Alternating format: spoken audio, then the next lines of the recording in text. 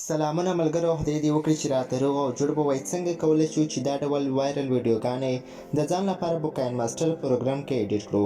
نو په اسانۍ سره یې پکې ایډیټ کولی شو. لومړی به راشئ د همدې ویډیو ډسکریپشن ته، هلته به ما لینک درکړی وي. په لینک باندې کلیک وکړئ، د لینک څخه هغه سټیکرې او بیکګراونډونه ډاونلوډ کړئ کوم چې موږ په ویډیو کې استفاده کوو. نو که ویډیو مو خوښه شوه، ویډیو درسره لایک او چینل سبسکرایب کړئ. نو زه په ویډیو باندې پیل کوم.